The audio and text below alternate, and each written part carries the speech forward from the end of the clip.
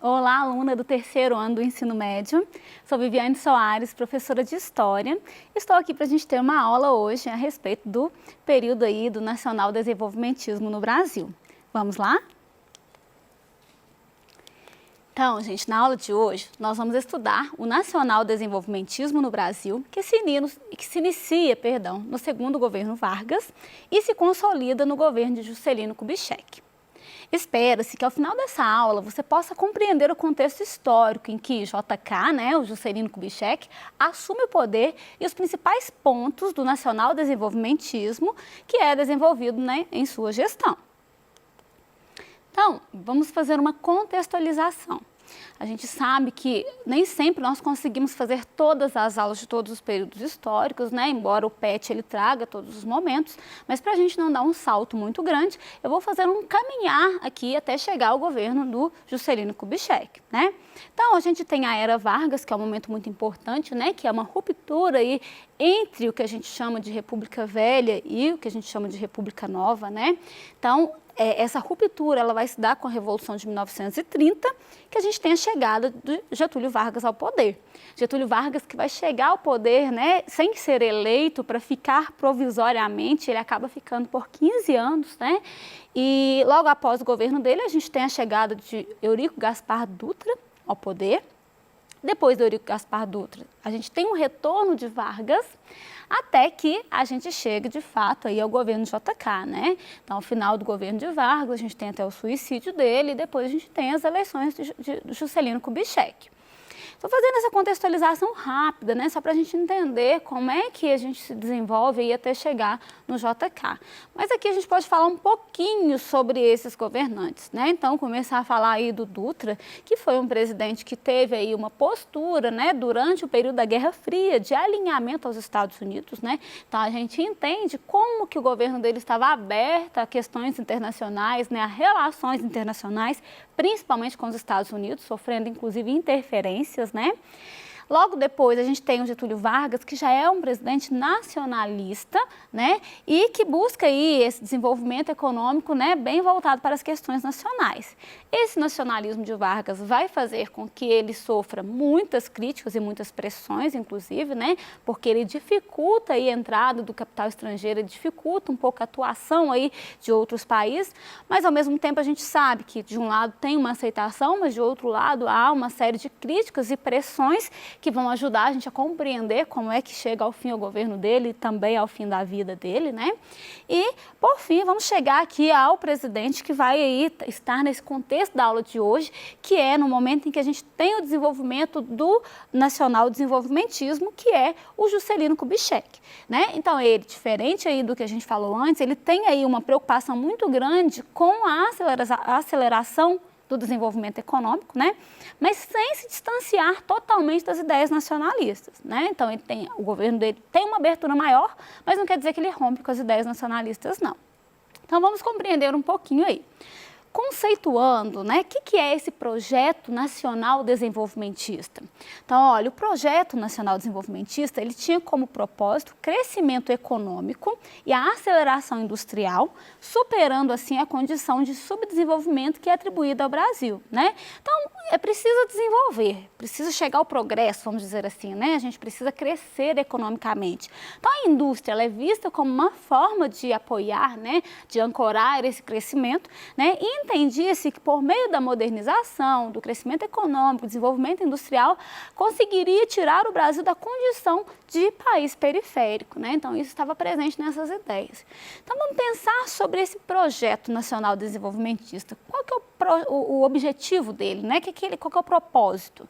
Então, ele tem interesse aí no crescimento econômico e na aceleração industrial, como nós falamos. E o que quer superar, como nós dissemos, a condição de subdesenvolvimento. Então, quer elevar o Brasil a outro patamar por meio do desenvolvimento e crescimento econômico, Então, o governo JK, ele é um governo muito importante nesse sentido, Ele vai gerar aí uma grande transformação econômica, Visando alcançar esse outro lugar para o Brasil, Então, é uma transformação no sistema econômico brasileiro que vai proporcionar uma maior cooperação internacional, no plano econômico, no plano político e também no plano cultural. Então, o JK, ele trazia aí como lema, né, 50 anos em 5. Ele diria que ia fazer o Brasil crescer em 5 anos, o que em outras condições ele gastaria 50 anos para acontecer, né? Então ele faria 50 anos acontecer em 5, nesse sentido de desenvolvimento e de crescimento. Para isso, o Juscelino Kubitschek, ele desenvolveu um plano de metas, né? Então era esse plano que trazia aí o que ele iria proporcionar nesse período que ele estava no governo para contribuir com o crescimento. Então esse plano de metas, ele previa alguns investimentos, né, que são estratégicos na área de energia, né, na área de transporte, educação, de indústria de base, né? Então tudo isso aí estava dentro das ideias desse plano de meta. E a gente tinha uma meta síntese, né, que seria aí a cereja do bolo, então, ao se falar das propostas do JK, que era a construção de Brasília. Vamos falar um pouquinho mais disso à frente, né? Então, para esse processo de industrialização, né, o que a gente vai ter? Como que se dá esse processo aí? Então, é importante a gente ver que ele vai gerar alterações, né? A gente vai ter um aumento de cerca de 80% da nossa industrialização, a gente tem uma expansão muito grande no emprego e no consumo, né? E por causa desse crescimento, gente, na questão de emprego, né, no acesso aos bens e produtos, a gente tem aí uma denominação dessa era JK, como anos dourados, né? Ou seja, aquele período faz até referência aos anos dourados nos Estados Unidos, né? Que é um período de crescimento, de desenvolvimento econômico, aquela sensação de que o acesso ele era grande, né? Que as pessoas poderiam ter um estilo de vida melhor. Mas, por outro lado, é muito importante a gente dizer, né, em que estava ancorado esse crescimento, né, tão grande. Então, a gente sabe que havia uma abertura muito grande para o capital externo, então a gente entende que o país ele acaba se endividando. Esse endividamento também, ele vai gerar uma inflação muito grande. A gente vai ter uma acumulação de capital, então é ilusão dizer que houve um crescimento de 80% na indústria, que o Brasil todo se desenvolveu, que estava vivendo esses anos dourados, porque na verdade a gente vai ver que é uma concentração. Algumas pessoas concentram a renda, né, o capital, enquanto outras nem têm acesso aos bens, né, que são frutos aí desse processo, tá? E a gente tem a questão também dos baixos salários, né, não há um aumento salarial que possibilita o acesso a esses produtos e, como eu falei anteriormente, a inflação, que vai crescer muito também nesse contexto, né? Eu trouxe aqui, então, uma charge, né, que ficou muito conhecida a respeito desse período, que o título dela é Meta de Faminto. Na charge a gente tem um diálogo, né, do presidente Juscelino Kubitschek com uma pessoa aí, né, aí na charge está dizendo faminto, né, então uma pessoa que não tem acesso, que não tem boas condições econômicas. Então o JK está dizendo para a pessoa, você agora tem um automóvel brasileiro para correr em estradas pavimentadas com asfalto brasileiro, com gasolina brasileira. O que mais você quer? E aí o Jeca responde, eu quero um prato de feijão brasileiro, seu doutor. Então, isso é uma referência muito forte, gente, que esse crescimento aí, né, esse investimento, né, no setor automobilístico, na pavimentação de estradas, né, esse desenvolvimento aí, ele não atinge todos, né, e nem todas as regiões. Nós vamos perceber que algumas regiões, elas ficam excluídas desse processo, né. Então, enquanto o Brasil, ele constrói uma imagem de país que se desenvolve, né, de projetos aí que vão trazer a modernidade, a gente tem um contraste muito grande com a situação da pessoa, né? Que é a pessoa pobre, que vive no sertão, que é o camponês, né? Ou seja, não há uma atenção para todos esses grupos e nem para todas as regiões. A gente vê que a atenção ela fica mais, né, para alguns locais aí, principalmente a região sudeste, né? E depois o centro-oeste também a gente vai ver, mas a gente vê uma marginalização, vamos dizer assim, né? Uma falta de acesso, de possibilidades para essa população, né, que era a população mais pobre, que era o camponês, que era aí, né, aquela pessoa que acabava não tendo a condição de vida que era retratado para aquele Brasil naquele período. E é por isso que nós vamos ver, nesse contexto, o crescimento das chamadas ligas camponesas, né, que foram grupos que se reuniram como uma forma de reação a essa falta de acesso, a essa falta de recursos, a falta de atenção do governo para com as suas lutas, né? Então, esses grupos, eles incentivavam mesmo a luta contra o predomínio dos latifundiários, né, que eram aqueles grandes proprietários de terra que acabavam impondo o seu poder e também lutavam por melhores condições de vida, por uma reforma agrária, operária, né? Então, foi muito grande a atuação desses grupos aí, dessas ligas camponesas durante o governo JK, justamente escancarando aí essa diferença, né? Escancarando aí que havia uma desigualdade muito grande, que todo aquele crescimento, ele fazia oposição a uma condição de vida que não era aí tão boa assim. Bom, outro ponto importante para a gente entender aí esse desenvolvimento do JK é a construção da nova capital, né? Então, Brasília foi construída para ser a nova capital do Brasil. A região foi escolhida a dedo, né? Região centro-oeste, e por uma série de questões, inclusive a questão de integrar aquela região, né? De povoar aquela região, de fazer vias aí de acesso, de ligação da região centro-oeste com outras ligações, e vão surgir várias estradas, né? Que a gente conhece hoje como as BRs, que são construídas nesse período. Então, há uma preocupação muito grande de integração daquela região, né?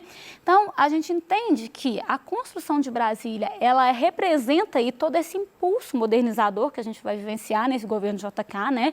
Ela é um símbolo muito forte aí desse espírito progressista que está presente durante esse governo JK, que é entendido como um governo nacional desenvolvimentista. Então, a gente traz aqui uma imagem dessa construção, né, e chama muita atenção como é que eles conseguem, em 3 anos, fazer, né, uma obra grandiosa como a construção de uma cidade, né? Como fazer isso? Como se deu aí tão rapidamente, né? Quem trabalhou, como que é esse processo? Chama muita atenção para a gente, porque é algo inédito na nossa história, né? E dentro desse processo aí, a gente tem muito destaque relacionado a Brasília, a figura dos candangos, né? Quem tiver oportunidade, quem já viu na TV, né, deve reconhecer essa estátua aí, que ela é conhecida, né, como os 2 candangos, né, que é aí representativo do processo de desenvolvimento, né, de formação, de construção de Brasília. Mas candango, né, o que essa palavra quer dizer? Quem é candango? Né? Não sei se você já ouviu essa palavra, às vezes é uma palavra comum que se refere, né, as pessoas usam para se referir a algum tipo de situação, de pessoa, né, não sei como é que a gente ouve isso aí. Mas aqui a gente vai ver que os candangos, eles estão diretamente relacionados à construção de Brasília. Mas pensa comigo aí, quem são eles, né? A gente tem 2 ideias de quem poderia ser esses candangos. Então, seriam eles funcionários do alto escalão do governo, que passaria a trabalhar em Brasília logo após a sua construção? Ou será que esses candangos aí seriam os operários que foram trabalhar na obra de construção da nova capital Brasília? O que você acha? O candango está mais para altos funcionários ou para pessoas que construíram Brasília? A imagem ajuda a gente a pensar um pouquinho, né? Que será, né? Qual a atuação desses candangos aí? Mas vamos então aqui revelar a questão. Ó, eram eles operários que foram trabalhar na construção de Brasília. É muito importante ao falar da construção de Brasília, falar do papel dos candangos, que eram pessoas que saíam dessas regiões, né, mais pobres, que não tinham condição, muitas pessoas que saíram do Nordeste, né, que vão trabalhar na construção de Brasília. E, inclusive, aí, né, na construção da Universidade de Brasília, por exemplo, houve um soterramento de 2 candangos e lá tem um pátio, né, um auditório que se chama 2 candangos. Auditório 2 candangos, uma referência a essas pessoas que morreram nesse processo de construção. Isso mostra pra gente como que era aí as condições de trabalho, né? Então não tinham aí condições boas de trabalho, né? Trabalhavam por muitas horas, era um desgaste muito grande. Não houve, após a construção de Brasília, nenhum tipo de política, né, para que essas pessoas fossem ali inseridas naquele projeto, né? Então, assim, outra coisa que é muito forte nesse processo de trabalho do candango é que eles ganhavam por horas de trabalho. Então, era muito comum a pessoa ultrapassar até mesmo os seus limites ali para trabalhar por mais tempo, porque assim ganhariam mais com esse trabalho, né? A gente traz aqui algumas imagens que vão remeter a esses trabalhadores, né? O caminhão que chega com os candangos aí para a construção de Brasília, a gente vê eles chegando com suas malas, né? A gente consegue ver muitas imagens, fotografias deles em filas, né? Esperando aí para ter aí, garantido o seu trabalho. Então, assim, são muitas situações que remetem à atuação desses candangos, por isso que é muito importante a gente trazer esse contraste daquela construção, daquela belíssima, né, cidade para ser a capital, com a condição humana para que esse processo se efetivasse. Bom, eu trouxe aqui então um depoimento de um candango para a gente refletir sobre essa questão. Diz o seguinte: eu pegava empreitada de 200 horas e com 2 dias eu dava ela pronta. 2 dias e 2 noites. Trabalhava 2 dias e 2 noites direto assim. Parava só para almoçar. E à meia-noite tomar café, o lanche. Aí baixava eu minha pá e minha picareta e não queria mais saber. Então, gente, um trabalho que ele gastaria 200 horas, né, que seria de empreitada, ele recebia por aquele trabalho, ele fazia em 2 dias, ou seja, trabalhava muito para conseguir aquele dinheiro mais rápido, né? Nesse momento também é muito importante a gente falar sobre a cultura que se desenvolve no Brasil, né? Um exemplo disso é a bossa nova, que é aí um ritmo, né, que é uma mistura do samba brasileiro com o jazz, né, estadunidense, que vai ser muito característico. Inclusive o presidente Juscelino Kubitschek, ele ficou conhecido como presidente bossa nova, né? A bossa nova, ela é um reflexo daquelas mudanças que o Brasil passa, né? Mas ela traz uma visão particular das classes médias. Então as pessoas costumam dizer que a bossa nova, ela parece ser escrita, né, as músicas, por alguém que da sacada da janela observa o mundo, né? Aí a gente tem músicas como a Garota de Ipanema, por exemplo, né? Que coisa mais linda, que vem e que passa, quer dizer, deixa essa ideia de que há um observador, mas também deixa muito claro que esse observador ele é de uma classe específica, né? Que no caso de uma classe média. Bom, o cinema também, ele cresce muito, né, e a literatura, e o cinema vem como uma forma de expor essa questão das classes trabalhadoras, né, dizia que não precisava de muita produção, que somente uma câmera na mão e uma boa ideia faria um bom filme, né, e retratava muitas condições, e a literatura também foi muito utilizada, né, para dar visibilidade às condições em que viviam os brasileiros pobres. Então, um exemplo disso é o poema, né, que se tornou um livro, Morte e Vida Severina, né? Ele é escrito aí nesse contexto, ele conta a história do Severino. O Severino era um homem aí, né, da região Nordeste que resolveu ir para o litoral, tentando melhores condições de vida, e ao longo da caminhada ele vai fazendo constatações sobre a vida da pessoa pobre, a vida dessa pessoa aí, né, que vai viver nessas regiões que não tem muitas condições, né? Então o Severino, ele é um trabalhador que vai de lugar em lugar buscando melhores condições de vida, vivencia muitas coisas, né? Então a gente tem um trecho aqui em que ele diz, ó, esta cova que estás, com palmos de medida, é a cota menor que tiraste em vida. É de bom tamanho, nem largo, nem fundo. É a parte que te cabe deste latifúndio. Então, ele está dizendo sobre a morte, né? Como que é a terra que as pessoas muitas vezes tinham acesso era quando ela tinha sua cova, né? Então, ele dizia que a morte é a que dava mais emprego, por exemplo, né? Por quê? Porque ela empregava o médico, a oradeira, o farmacêutico, né? Então, ele faz uma crítica muito grande para a condição de vida, né? De quantas pessoas morriam, não só por condições, né, da vida, mas também por situações, por atuações de grandes latifundiários, né? O número de assassinatos que era muito grande com relação ao camponês. Então, o João Gabriel de Melo Neto, que é o autor, né, desse livro aí, desse poema que vira essa obra grandiosa, ele vem retratar essa questão, né, do Severino, né, daquele que é excluído de todo esse processo aí no período do governo JK, nesse período de desenvolvimento aí, né? Então, sintetizando, gente, algumas ideias que nós tratamos hoje, né? O governo JK, ele vai trazer aí uma relativa estabilidade econômica para o Brasil, relativa porque a gente sabe dos limites e das contradições, né? Ele tem um grande apoio no Congresso, então ele consegue aliar bases políticas aí para que ele possa ter apoio para suas decisões, né? E ele tem aí um certo controle dos trabalhadores também, né? E isso é muito importante. Mas é um governo que vai sofrer denúncias de corrupção também, principalmente com relação à construção de Brasília, né? Dizer que houve muita corrupção nesse processo, a gente consegue associar isso muito ao governo dele. Vamos retomar então?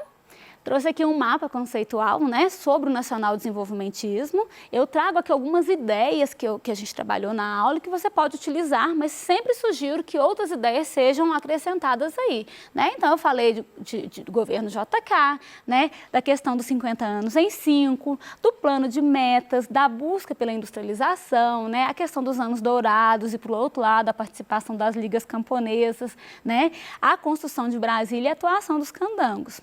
Eu vou deixar aqui também uma atividade que está voltada àquela figurinha, naquela charge do JECA e o JK, né? O nosso tempo ele é mais curto, mas dá para a gente depois resolver essa questão aí em casa, né? Que vai remeter a tudo que a gente trabalhou hoje, certo? Então, até a próxima, aguardo você para uma próxima aula aí, continue seus estudos, né? E vamos aí junto continuar nesse processo durante as aulas remotas. Até mais!